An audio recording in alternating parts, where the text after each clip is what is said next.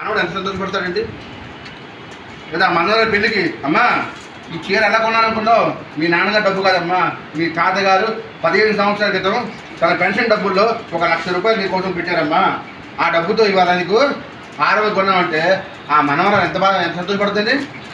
వెంటనే ఏమవుతుంది ఆ తాతగారి దగ్గరికి వెళ్ళి తాతగారు మీ ఆశీస్సులు కావాలంటే ఆ పైన ఆయన ఆశీస్సులు ఆ సన్నివేశం చూడాల్సి ఎలా ఉంటుంది కళ్ళకు వంశం వంశం వంశం అని చెప్పుకుంటామే మీ వంశంలో నీ మనవడు బాగుపడి నీ కోరిక లేదా అని చెప్తే ఏ తాత ఎవడండి ఆ ఎమోషన్ కనిపించేది బాధ్యత లేదా.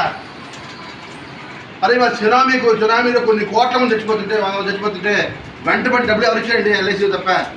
ఇవాళ అదే వ్యక్తి పోస్ట్ ఆఫీస్లో బ్యాంకులో డబ్బులు వేసుకుని ఉంటాడు కదా ఎఫ్డీ వేసి ఉంటాడు కదా. మరి పోస్ట్ ఆఫీస్ గారు బ్యాంక్ అని వెళ్ళి అయ్యా నువ్వు చచ్చిపోయావు నువ్వు నీ తాలూకా డబ్బులు ఉండిపోయినాయి అని ఎవరైనా వెళ్ళి అడిగారా.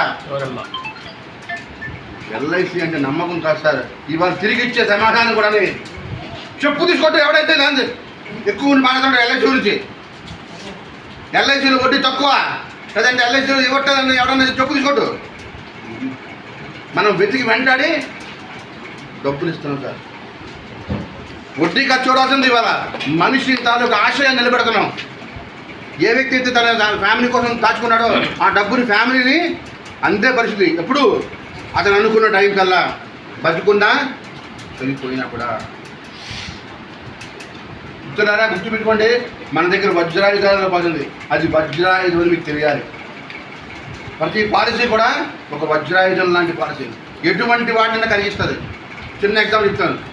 నేను నర్సీపట్నంలో ఏపీగా చేసినాడు కొత్త పాలసీ లాంచ్ అయింది జీవన లక్ష్య. ఇలాగే సమావేశం చెప్పాము పాలసీకి. ఒక మిత్రుడు ఏజెంట్ అతనికి నచ్చింది పాలసీ భిన్నంగా ఆలోచించాడు. ఈ పాలసీలో చాలా విలువైన అంశాలు ఉన్నాయి అని చెప్పేసి ఆ విలేజ్లో వెళ్ళి అప్పుడే ఉద్యోగం సంపాదించిన ఒక అమ్మాయికి వెళ్ళి అక్క మంచి పాలసీ వచ్చింది నీకు ఆల్రెడీ 8 లక్షల ప్యాకేజ్ ఉంది కాబట్టి 1,50,000 రూపాయలు ఏటీసీలో నీకు ఉపయోగపడుతుంది అక్క. ఇది మంచి పాలసీ. అది 20 సంవత్సరాలు కానీ 3 సంవత్సరాలు కార్పొరేషన్ నీకు ఫ్రీగా కడుతుంది 3 సంవత్సరాలు ప్రీమియము. నువ్వు పూర్తిగా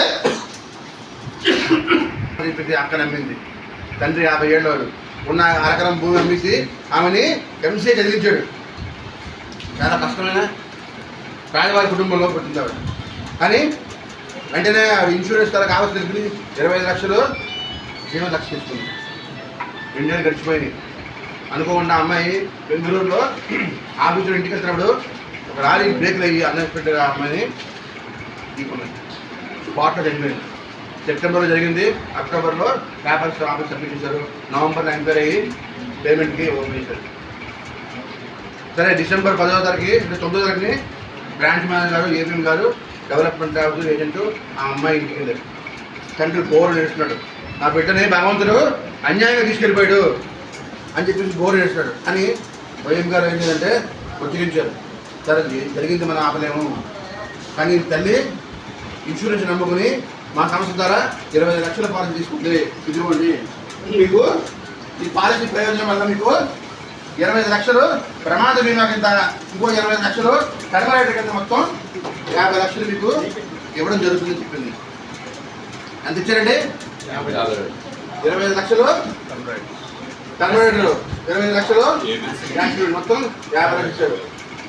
నా తల్లి 5 లక్షల ఎకరం అమ్మినందుకు 10 రెట్లు ఇన్కమ్ నాకు సంపాదించి పెట్టింది ఈ వయసులో అని చెప్పి ఆయన మెచ్చుకున్నాడు. అంతేకాదయ్యా ఈ పాలసీ 20 సంవత్సరాలు కానీ ఇద్దరు 2 ఏళ్ళ ప్రీమియం చెల్లించారు. ఇది 3వ సంవత్సరం. ఇప్పటి నుండి 24వ సంవత్సరం వచ్చా కూడా మీకు ఎవరు ఎంత వస్తుందండి ఎంత వస్తుంది 10% చెప్పినంటే 2.5 లాక్ చెప్పిన మీకు సుమారుగా 22 సంవత్సరాలు ఎంత వస్తుంది లెక్కేశారు. సుమారుగా అదొక 50 లక్షలు వస్తుంది. చేసిన పాలసీ ఎంతండి ఆల్రెడీ ఇచ్చింది ఎంత అండి 50 లక్షలు. ఇవ్వబోతుంది ఎంత అండి 50 అక్కడితో ఆగలేదు. నేను క్వశ్చన్ అడుగుతాను 20 సంవత్సరాల తర్వాత ఎంత ఇస్తారు మీరు చెప్పండి సార్. చూడండి మరలా కూర్చోండి ఎంత ఇస్తారు తెలుసా 50 లక్షలు. సంవత్సరం ఎంత ఇస్తారు చెప్పండి? ఎంత ఎంతండి? ఎవరండి 25 ఎంతనా? లాస్ట్ పేర్లు ఇంకేదైతే ఇస్తారు. సంవత్సరం చెప్పండి నాకు. అందరూ పాలిటిక్సే తిరగంగా రాదు మాట. సరే మనం మర్చిపోయాం. ఇంకో 10% ఎక్స్ట్రా ఇస్తుంది కార్పొరేషన్ సార్. మీద 10% సమ్మేశ్వర్ కాదు, సమ్మేశ్వర్ ఇంకా ఇంకో 10%. అంటే పాలసీ వచ్చిందని కానీ మనం మర్చిపోతున్నాం ఐడియా ఫ్రెండ్స్. ఇది కేవలం ఏంటిది? సమ్మేశ్వరుడు మాత్రమే.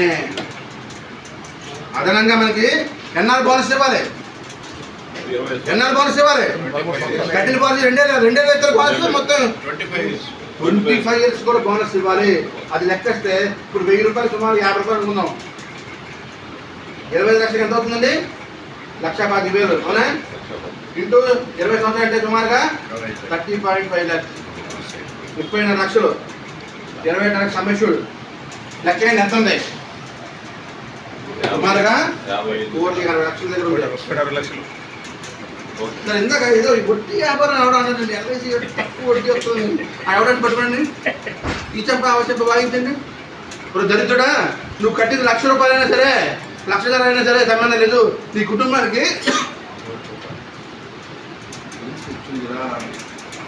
ఆయన ఒకటే మాట్లాడండి, నా బిడ్డ తెచ్చుకోండి, నా బిడ్డ అనుకోలేదు. ఎల్ఐసి రూపంలో నన్ను ఎల్లలా కాపాడుకుంటూ వస్తుంది తల్లి. ఇది ఇంటికి పెద్ద కొడుకు లాంటిది. పెద్ద కొడుకు చేశారండి, తండ్రి చనిపోయిన వెంటనే అది వయసు సంబంధం లేదు. 10 ఏళ్ళ బాలుడు 12 మంది, అమ్మ నువ్వు ఇంట్లో వండు, నేను బయటికి వెళ్ళి 100 1000 సంపాదించుకొస్తానని చెప్పి నేను ఇంటికి వెళ్ళి చేసుకుంటూ వస్తాడు.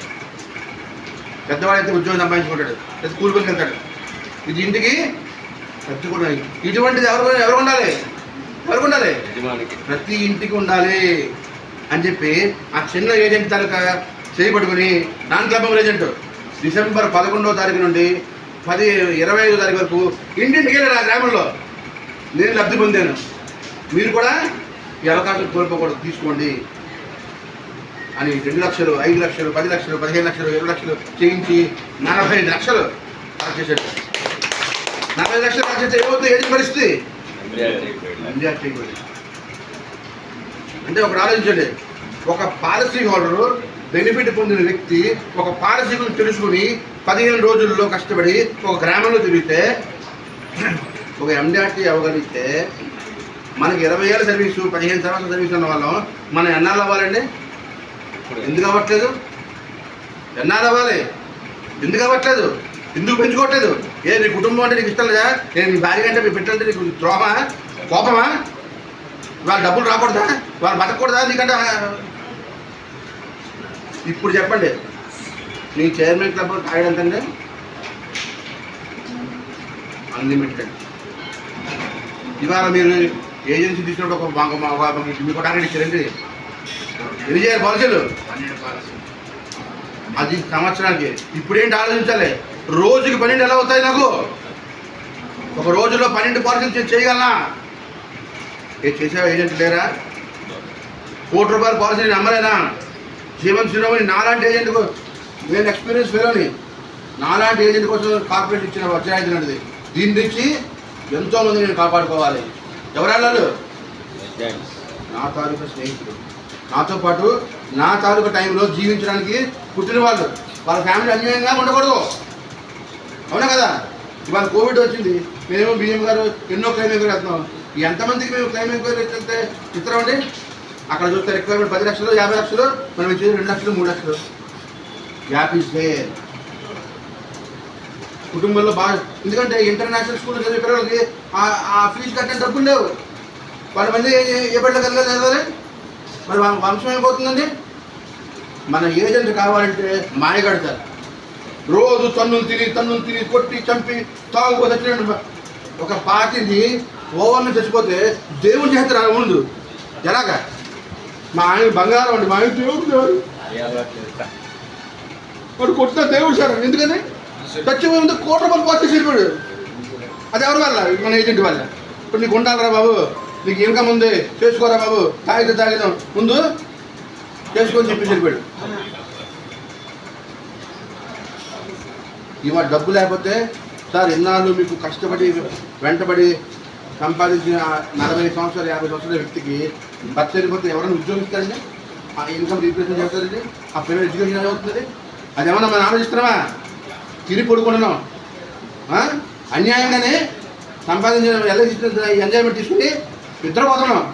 కానీ నువ్వు చెప్పే స్కూల్లో టీచర్ పట్టుకుని మీ అబ్బాయికి 98 మార్కులు ఇచ్చేటట్టు వాడు కష్టపడాలి. మార్కులు తగ్గితే మీ అబ్బాయి తిట్టావు, నాకే తప్పు చేస్తున్నాడు. సరే ఎంబీబీఎస్ చదువుకుని ఎఫ్ఆర్ఎస్ తీసుకుని డాక్టర్ కూడా ఆపరేషన్ చేయాలని ఇంటికి చేస్తాడు, కొడుకుని చేయడు. 4 గంటలు 5 గంటలు 6 గంటలు అంటే ఇంచు టు ఇంచు సెంటీమీటర్తో ఇలా మైక్రోస్కోప్ చూసి చెమట తుడుతుంటుంది. ఎవరో ఆయన తుడుచుకోలేడు, పక్కన చెమట తుడుతుంటుంది. ఎందుకంటే ఈ చెమట మీద నీళ్ళు కంట్లో కలిపితే బ్లైండ్ వస్తుంది. చెమట పట్టకుండా ఏసీ పెట్టుకుని ఒకవేళ పట్టినా కూడా టెన్షన్తో చేస్తాడు. బతికించాలంటే ఇలా చూడాలి, ఇలా కట్టేస్తే డబ్బులు వచ్చింది మనకి, ఎలా పట్టించాడు. బతికించాలంటే ఏం చేయాలి? ఏదో చేయాలంటే అందుకే దేవుణ్ణి ఏమన్నా మనం భగవంతుడిగా మనం ఆపరేషన్ సాధన పెట్టినట్ట, అయ్యా నాకు కనిపించిన ఆ భగవంతుడు మీరే సారని ఆ పేషెంట్ భగవంతుడిని తలుచుకుని ఆ దేవుడు డబ్బులు ఇస్తాను. డబ్బులు కాదు, ఎవరు చేస్తాడు? దానికోసం నేర్చుకోవడం అమెరికా వెళ్ళి అది టెక్నాలజీ కష్టపడి చదువుకుని చెయ్యాలి ఆపరేషన్. అంతేగాని ఏదో పేపర్ కట్టి కట్టకూడదు. అట్లాగే వాళ్ళ అబ్బాయి చదువుకోకుండా పోయినా మీ అబ్బాయికి బాగా చెప్పి డౌట్ క్లారి వేసి ఇవాళ యాక్సిడెంట్లో 98 లక్షలు సంపాదించాలంటే మా అబ్బాయి గొప్పని చెప్పుకుంటాడు చదువు చెప్పిన గురువుని ఇట్లా. అవునా కదా? ఇప్పుడు నీకు ఎవరు దండం పెట్టాలి? ఆ పరమాత్ముడికి. ఎందుకంటే నీకు చదువు చెప్పడం వల్ల మీ అబ్బాయికి డౌట్ క్లారిఫై ఇవ్వాలా, ఇంటర్వ్యూలో సెలెక్ట్ అయ్యాడు. అవునా? అందుకే ఏమన్నా మనం ఎవరన్నా ఉపాధ్యాయుని దేవుడితో సంబంధించి ఇవాళ మనం కూడా ఏం చేయాలండి?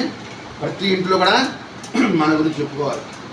అన్నయ్య గారు ఎప్పుడు వచ్చేవారు, ఏదో మా భర్తతో మాట్లాడేవారు, మా ఆయన డబ్బులు ఇస్తుంటే ఏదో అప్పుకొని వచ్చేవాడు అనుకున్నాను. కానీ ఇవాళ నా బంగారం కొనుక్కుంటే డబ్బు లేదు, కానీ ఆయనకి ఇస్తే డబ్బులు ఇస్తానని అనుకున్నాను. కానీ ఇవాళ బంగారం లాంటి పాలసీలు చేయించి ఇవాళ నా బతుక్కి వెలుగు నింపిన దేవుడు అతను చల్లగా ఉండాలబ్బా. ఎంత డబ్బులు పెడితే జీవనం వస్తుందండి? ఇవాళ కొడుకు బాగా చదివిన తర్వాత ఆ తల్లి ఏముంటుందండి? మరి నాన్నగారు చనిపోయిన తర్వాత కూడా ఇవాళ నువ్వు చదువుకున్నావంటే ఆ అన్నయ్య గారు చాలా చదవలేదా? వాళ్ళు పాలసీ చేశారు కాబట్టి 50 లక్షలు వచ్చాయి కాబట్టి ఇవాళ నువ్వు ఎంబీబీఎస్ పూర్తి చేసావు కదంటే బీటెక్ చేసేవాళ్ళు నువ్వు ఇంత స్థాయికి వెళ్ళావు. ఆయనకి మనం రుణపడి ఉన్నారా? ఆయన ఏమి అడగడు, ఆయన ఏమి ఆశించడు. కానీ మీ జీవితంలో ఆయన ఇన్సూరెన్స్ నింపాడు కాబట్టి మొట్టమొదటి పాలసీ ఆయనకే ఇవ్వాలి. ఇదే ఆయనకి వచ్చి మన గురుదక్షిణ. ఎంత బాగుందండి ఆ ఆలోచన.